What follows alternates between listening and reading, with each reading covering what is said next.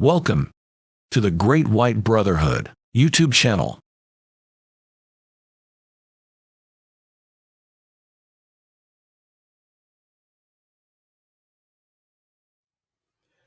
Welcome back, everyone, to this continuing series of reading from the book, The Path of Mankind.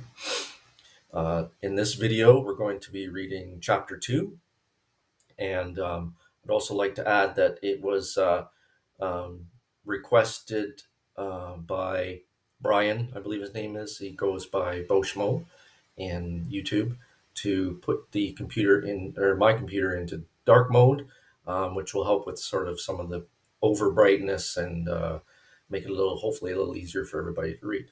So hopefully this is better. Certainly provide me with some feedback and let me know if this is better. I wasn't sure. I've never used this mode before. I kind of lowered the brightness on my screen a little bit, so hopefully this will be better.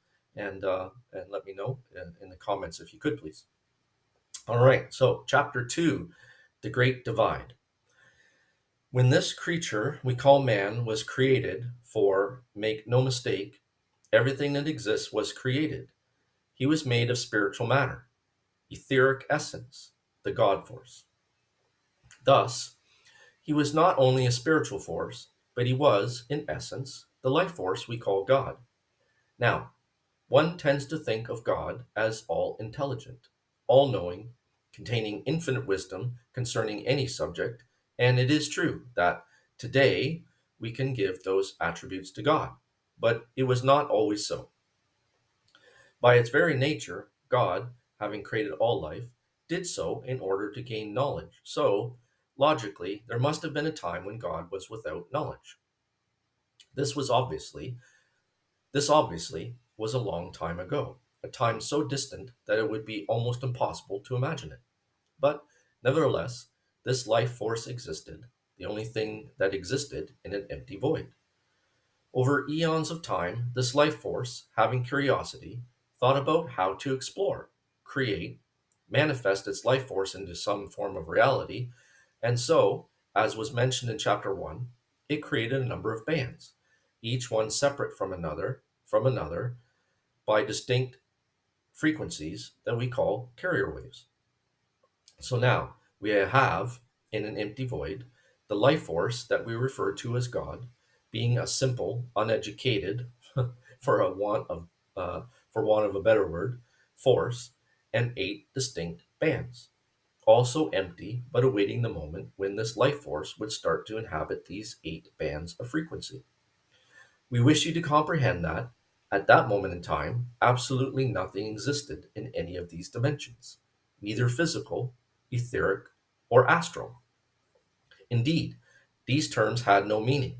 All that existed was 8 bands of vibration and a life force. This, obviously, was before the so-called Big Bang. This imaginary event that science has erroneously invented in a futile attempt to explain how the visible universe came into being. In fact, there was no explosive moment when planets suddenly appeared, as will be made apparent. Science, once again, in observing the physical creation, is merely observing the final effect of a process that started in much higher realms. So, if science hopes, one day, to locate the point of origin of creation, they must put down their measuring instruments and begin to work with their spiritual faculties, for the answers to their questions will be found in those areas. Now, curiosity, the desire to create the means to express itself, pushed this God force to take action. It must be remembered that the God force is also vibration, far above the vibrational field of any of the 8 bands that had been created, but it is a vibrational force. Indeed, if it was not vibrating, it would not have had the idea to create these 8 bands, also vibrating. It was like constructing like. So we would like you to imagine, if you will, that the God force, who, being pure light, was vibrating, as light is a vibrational force. So it created 8 versions of itself, each one of a lower, denser frequency, until the lowest one shone with very little light. This lowest band is the one in which physical life was ultimately created. However, Each one of these bands existed only as potentials, being bereft of any life form. It occurred to God that, in order to create any forms to inhabit these bands, these carrier waves, it would have to lower its frequency, split itself into 8, and put itself into each of these bands. This it did. However, it was not much further forward, as God itself did not have any form, so nothing existed in these 8 bands of vibration except the God force itself. But God, being bereft, God, being life, was able, over vast amounts of time, to create one essential life force that had something that could be called intelligent life, a form of man. Man was God's first creation. Once again, God was not much further forward. God had created this life force in its highest plane of vibration, but this life force was, itself, a sort of copy of God, albeit in a form that we would recognize as man. But this was a pure spiritual force, pure light, but itself with no more experience than God itself. So God gave this life force, man, the means to think, to explore, and to wonder why it existed. Thus, to help this creation, God manifested space and time in a higher dimensional form than man incarnate could imagine, and he furnished this space time with planets and all that exists on the highest plane to this day, being the 8th plane. The object was to provide this human being with experiences that would help him educate himself and thus grow in wisdom. We should point out at this moment that it is actually a picture that we are painting rather than strict truth, because the actual events, the vast amount of time involved, and the processes undertaken to create all this would make the actual events incomprehensible to modern man incarnate at the moment. You, the reader. But it is, in essence, true, and close enough to reality that we feel comfortable presenting this story to you in order to give you a basis for understanding the origins of man. So, at this point, we have these 8 carrier waves of vibration, light, but only the highest one containing any form of life, and that life was man. This early man explored the astral world that God had created and fed that information back into the original God force, and this force started to grow in wisdom. But it is not known just how many versions of itself in human form God created, but there were sufficient, not only to explore this band of frequency, the 8th dimension, but once God had created them, he stopped. So the number of humans that God created at that time is the same number that exists today.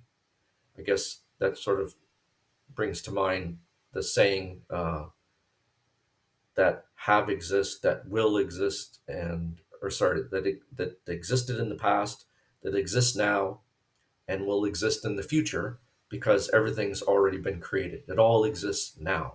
So that's why that saying makes a little bit more sense um, with regard to you know people that have lived in the past, that live in the present, and that will live in the future, because they all already exist. In fact, although we have explained it in this fashion to help you understand, we must admit that what we have said is not the total truth. We stated earlier that all life is one, so God was only able to create what we might imagine to be just one entity. This, as you can imagine, was not what God had in mind, because not only did he create 8 different bands of carrier waves, but in order to obtain a maximum amount of experience, God found a way of creating a vast number of consciousnesses. Thus, although there is only one life force, God, nevertheless, there are a huge number of expressions of that consciousness, which, in effect, creates the illusion of a huge number of humans of various shapes and forms, because it is not necessary for all humans to have the exact form as you are accustomed to seeing. Indeed, even on Earth, there are virtually no 2 people exactly the same. There are people with different skin colors, different head shapes, different eyes, noses, and mouths, different heights and body forms. Therefore, no 2 people are identical. The basic human form of having a head, body, 2 arms, 2 legs is what is considered to be what makes a human form. So, the various consciousness that God created is what gives each human form its unique identity. We repeat, in order to make this quite clear that, at some distant point in the past, God created one single entity that could be considered to be a human, but he instilled into that human a virtually unlimited number of consciousnesses, rather as one might imagine a person with what is called split personalities, although, of course, this was not an illness, but a deliberate act on the part of God to create as many expressions of itself as were considered necessary to experience life to the full, ultimately. This will, of course, be difficult for some people to realize that, although they have a distinct, unique body, hidden behind that body, at its base concept, it is one with all life, past, present, and future. There is only one life, and that life is God. Now, we must remember that this splitting of itself into multiple consciousnesses was taking place in the eighth dimension. So, we need to realize that in that dimension, the highest in terms of vibration that exists, this unique life force was able to manifest itself as an enormous number of different consciousnesses. This was all well and good, but the God force required more from its creation. There was no point in having there was no point in just having countless points of consciousness, countless points of life floating in a sea of vibration, which represented the carrier wave of the eighth dimension. These points of consciousness were just aspects of life, with no experience, no sense of self, of personality, not even a sense that it was human. We break off here to state that, although we have been concentrating on humanity, and will continue to do so, as the intention of this book is to explain the history of man, the God Force also created other versions of itself that would be used to create other life forms. This book would be impossibly complicated, not to say to become an unwieldy tome if we tried to incorporate the history of every life form in the multiverse. So we need, perforce, to ignore the other life forms and just follow our quest along the path that mankind took. So, we have an eighth dimension, and within the vibrational field of that dimension, we have the God force, representing itself as many forms of consciousness that would eventually take the form of mankind.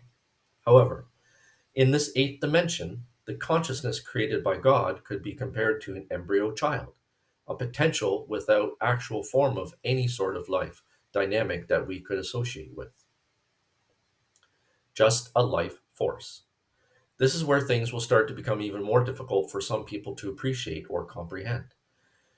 The desire of God was not to create entities that were copies of itself. Its desire was to create objects that could think for themselves, go forth and have experiences that would enrich the God force and help it grow in wisdom. This desire to grow in wisdom is the dominant driving force for most people. So, a way of organizing a system to enable this to take place was conceived. It was decided by God to manifest what can be best described as problems, not problems that beings incarnate would recognize, but challenges to intelligence that would push human consciousnesses present in that eighth dimension to investigate and overcome. These challenges, these problems, would not be considered difficult by modern man, except that, occurring in the highest spiritual plane that God had manifested, required these original humans to think in terms of spirituality to overcome them. Just what these little problems were is of no interest to comprehend, because they were resolved so long ago by early man that they no longer concern us, and also, to be honest with you, they would not relate to anything with which you are familiar, and thus would, in all probability, not be understood by the majority. So please, accept that this early form of man was presented with these problems that pushed him to use his intuition and intelligence, limited as it was, to overcome them. It is a fact that life evolves through experience. experience. All experience presents itself as a challenge of some sort and compels us to think about the experience being undergone and to incorporate that experience and its resolving into its life force. Thus, slowly, early man developed what can be described as wisdom as a result of resolving these simple problems. This was the beginning of creating man in a truly recognizable form, not only in physical, albeit astral sense, but also in the sense of having wisdom to deal with problems. Man, as we understand it to be, could not exist in purely physical form, whatever plane of existence it would find itself on. Man must also contain a mental component, wisdom, knowledge, or even cunning, before it can be truly called man. So, this was a giant step forward for the development of man, and God decided to use it as the basis for all his future attempts to push his experiment forward. Already, by the number of consciousnesses that were presented with identical problems, it was noticed by God that a number of different approaches for solving these problems were undertaken, and this pleased God. It was exactly what it was looking for: independent thought about problem solving. So, still on this highest plane, God created more and more problems for his creation, man, to solve, and each time the solutions were fed back into the God force in their entirety, and thus the God force itself began to develop wisdom in problem solving, as did the man-like consciousness present in the eighth dimension. We will not bore you by describing the eons of time this continued, the mountains of problems these early beings were presented with, the steps they took to resolve these problems. Suffice to say, if we jump forward today to that eighth plane of vibration, every conceivable problem that could ever exist has been experienced and resolved, and all that vast amount of information has been fed into the God force.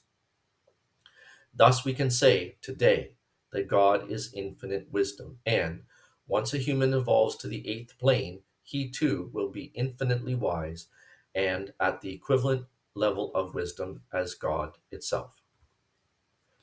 That is the reason that the God force reabsorbs that supremely wise and knowledgeable conscious back into itself, and as it has completed its journey through time and has become one again with the God force that created in the beginning long, long ages ago. So, we break off here to suggest to you, the reader, not to try to avoid problems, because it is inevitable that they will appear, but to use the God force that is called your higher self to call forth the solution. One must remember that God made us all as consciousness, reflections of itself. And this God force contains both information about any problem conceivable and also the answer. This God force has been placed in association with you. Some call it your soul, although that is not strictly true, as the soul is just a protective shell surrounding and protecting the God spirit. But in essence, it is the same it is the same as spirit and soul travel together until the God force merges once more with its creator, God. And at that point, both the God spirit and the shell, soul, disappear. The point being made is that you and every person has this all knowing God spirit associated with you. So the solution to any problem is available if you know how to make contact with your higher self and draw the appropriate response to any problem from its vast stock of solutions. We repeat, the answer to any problem that could ever come to you, whatever it is, whatever its form, whatever its complexity, is available because it is stored within your personal aspect of God, known as your higher self, thanks to the vast years spent by early spiritual man finding solutions to problems presented by the God force and by feeding both the questions and the answers back to God. It is thanks to these courageous, industrious, early versions of man that these solutions are given to you, and you should be grateful. Have you noticed, however, that the vast majority of humanity incarnate today face each problem as if it were occurring for the first time, and stumbles through error after error in an attempt to resolve the problems when the answer is sitting and waiting to come forth from their higher self, if only contact with that higher self could be made? Researching the solution to that problem will be dealt with in a later chapter, as we wish to continue exploring the development of early non physical man. Suffice to say that any problem you could be confronted with was created by the God force long ago, So any solution to that problem was already discovered long ago, and it is all available to you because you are that God force. There is never any need to dread problems arriving on your doorsteps. They may be presented to you by another person or event, but both the person or event are the God force manifest in man, or the situations that man creates. So the solution is also instantly available to you, if and when you can draw it from the God force, your higher self. Excuse me. The day people realize this is a great the day people realize this, a great change will occur. People will realize that there is no point in trying to create difficulties for others because they are drawing these difficulties from their higher selves, and the recipient of those difficulties already has a solution disponable. Disponable. I'm sorry, I don't know that word very well. As he draws that solution from his higher self. I think it just means the solution is already available if they can contact their higher self. When this happy day arrives, will be the day that man learns to live in peace together, ceasing to create problems for each other, but banding together as one to resolve the inevitable problems that life itself creates in its thirst to create more wisdom for itself. Problems will always occur, but worry will never. Problems will always occur, but worry will cease as someone somewhere in creation will be able to draw the solution to that problem and make it available to those seeking the solution. Thus will God continue in its endless quest for wisdom by creating problems and receiving solutions. It is not the solution that interests God, but the steps taken by man to resolve the problem. Thus does God grow ever wiser, and thus will man grow ever wiser. However, to return to the subject under discussion. So at this point, I'm going to break off on reading chapter 2. This will be part 1, and I will now record part 2 and uh, release that video as well for part 1 and part 2. And as always, any questions you have, please ask them uh, under the videos, and I will answer your question as best I can. Thank you for watching.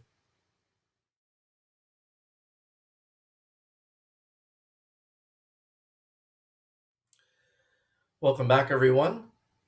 We will be continuing on now with part 2 of reading chapter 2 of The Path of Mankind. So let's jump in here. We have man in the 8th carrier wave dimension, now long years into the future, infinitely wise, having solved every problem that the God force could think to present to it. But still the other bands of frequency, of lower frequency than the 8th, remained empty. The next logical step was to find a way of transferring man into those lower dimensions, one step at a time. So, in order to do this, something else needed to be thought about. How to lower the frequency of at least some of the humans on the 8th plane down into the 7th, without disturbing the frequency of the 8th plane and the entities that it contains. So the first step was to request volunteers, humans that were willing to be moved in frequency down from the 8th dimension to a lower one. This took a certain amount of courage by the humans living in the 8th dimension, as it would be a leap in the dark. However, the God Force had created all of these planes identical, as has already been mentioned. So, when the volunteers arrived on this 7th plane, it seemed familiar. Now, the process of changing from one frequency, one carrier wave, one dimension to another is, of course, a spiritual one. We are still dealing with spiritual forces. God, quite simply, took these volunteers one by one and enveloped them in a sort of protective shell, rather as an embryo chick is encased in an eggshell and bombarded that person with a frequency that corresponded with the vibration of the seventh dimension. Thus, the person disappeared from that eighth dimension and found himself in the seventh. This continued until all who chose to put themselves forward for transfer were sent to the seventh plane. And these humans, now on a world identical to the one that they had left, except that, as it was of a lower frequency, the light was less brilliant. So, having acclimatized to this new plane, natural curiosity pushed them to want to explore this world. In what we might call a topographical sense, the landscape was already known, being identical to the one that they had just left. But the beings that had arrived realized that God must have created for some reason and wondered what that reason was. There would have been no point in God creating an identical situation on the seventh dimension as had been created on the eighth, problem and solution, so God put another plan into action. This was the concept of creating auras, by which is meant that a living being living on the seventh dimension could also retain a connection to the eighth. Thus, the humans that God created to inhabit the seventh dimension were able to retain a perfect connection to the higher dimension, the eighth plane, where we remember that solutions to any problems were retained. However, it was deemed necessary to create new experiences on this seventh plane, and thus God put into the minds of these humans the desire to explore physically the various planets that God had also created. It must at all times be remembered that this dimension is what would be termed astral, and thus explorations undertaken were of an astral sense. But it must also be realized that these planes, dimensions, although not physical when regarded from an earthly perspective, seem, nevertheless, real and as solid as the earthly plane seems to the humans that live on that plane. So early humanity set out to explore these diverse planets, but to their dismay, there was nothing much to see, no new experiences to be gained. You will remember that God's driving aim, the reason that it went to all the trouble to create everything, was to gain knowledge. Empty planets provide little or no knowledge. So God decided to put other life on these planets. These other life forms were early versions of the animals that are today observed on Earth. It must be understood that their physical appearance, for want of a better word, bore little resemblance to the animals that we see on the surface of the planet Earth. It would be better to say that they were life forms different from human life forms.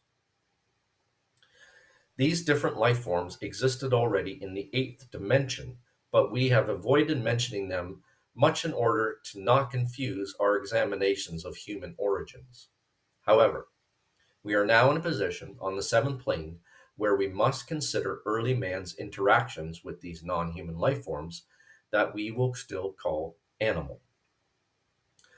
Compared to man at this point, who had access to the solutions to all the problems, thanks to the work accomplished in the eighth plane, these animal forms, were totally primitive, once again, for want of a better word. By primitive, we mean without the benefit of any of the knowledge and wisdom that man had acquired at that point. Thus, these animal life forms were wandering about the seventh plane, no doubt feeling somewhat lost and wondering what life held in store for them. They observed the presence of man, sharing the astral planets of that seventh plane with them, but without the means to comprehend who and what these humans were, and what, if any, their interaction with these human beings would bring them in terms of experience. Indeed, just like early man who started up on the eighth plane long years before, they were totally without any means to make any connection with man. This is where God prodded man to take action to interrelate with these animal life forms. It became quickly obvious to man that any form of intellectual interchange with these animals would be quite impossible.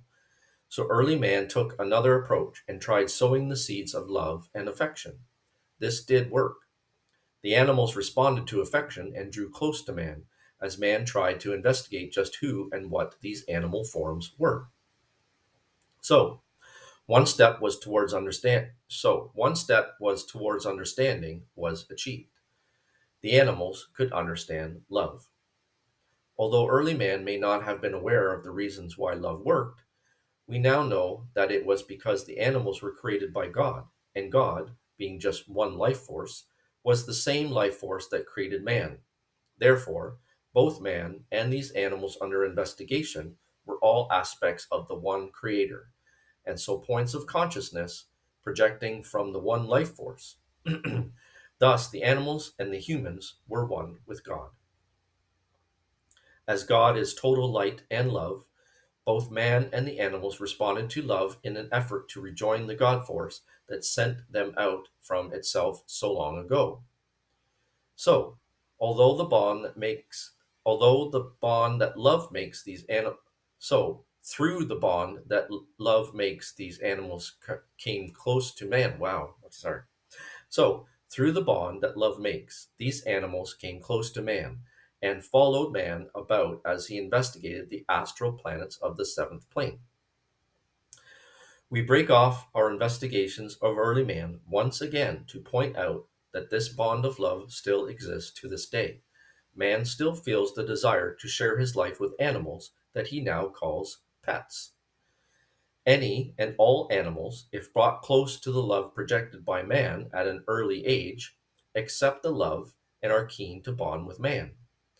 Not only cats and dogs, animals of all descriptions will accept the love of man.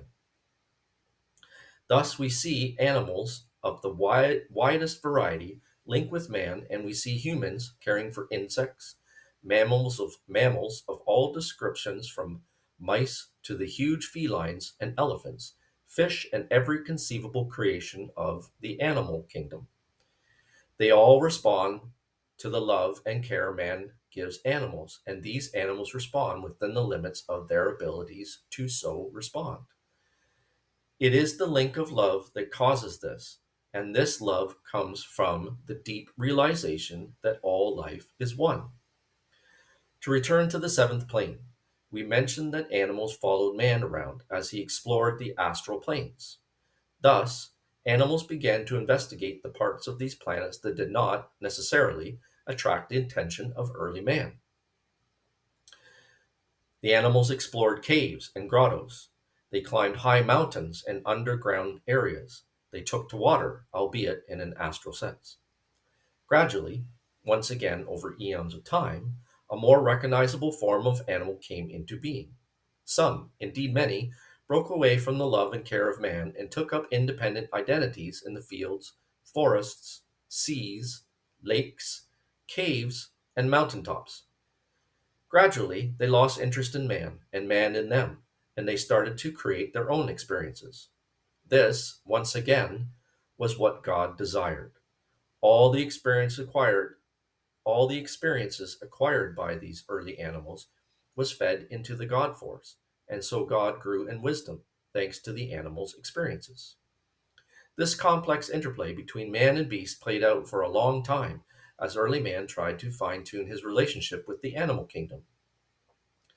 Some animals, over time, became distinctly wary of man, and equally, man became wary of the now wild animals.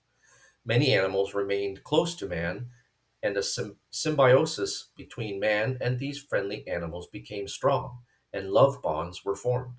However, the other creatures distanced themselves from man, and, indeed, distanced themselves from other species unlike them until distinct groups were formed, each group forming specific packs of species, each one only feeling at home with fellow creatures of their own group or pack. Fortunately, at this time, the concept of killing and the need for eating was not part of that reality, and so the various groups of animals contented themselves with living apart from each other. It must also be said that the concepts of fear and hatred were also unknown either to man or beast at that stage. So the various groups lived in relative peace, and when one group of animals crossed the path of another group, they passed each other and continued on their way in peace. Man also played a role in this theater. His job at that time, as directed by the God instinct that he contained, was to try to act as an intermediary force between the various groups of animals and seek to bring them back together as friends, for want of a better word, as they were long before. Needless to say, man's efforts were in vain. It was too late for man to undo the efforts of long years of separation, and so the tribes of animals remain apart to this day. As early man observed the behavior of these disparate groups of animals, the concept, the idea that it might be a good idea if they too separated into disparate groups, was born in the minds of early man. So, once again, over vast eons of time, man formed small families of people of similar mindset to themselves and started to live apart from others.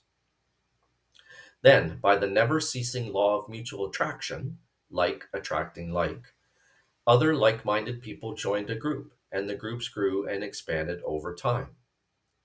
Eventually, a more, to us, recognizable form of world came into being. A world where groups of animals lived apart from each other's group, and groups of man of similar outlook to each other started to band together into clans. Villages and tribes not dissimilar to what is observed among primitive groups of people on Earth to this day.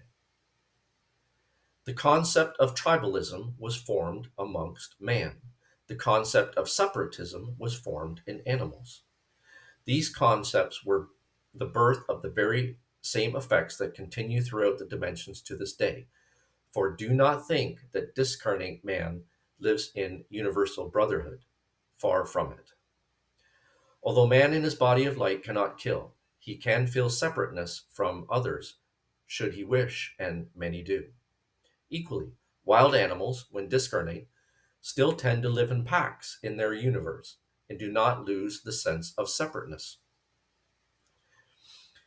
We look forward to the day when man and beast, both incarnate and discarnate, can live together in peace and love, but the idea of separateness, created so long ago, is deeply ingrained, and it will take a long time before this primitive concept will fade and be replaced with man and beast roaming the plains and the rocky areas in peace together, as was intended originally.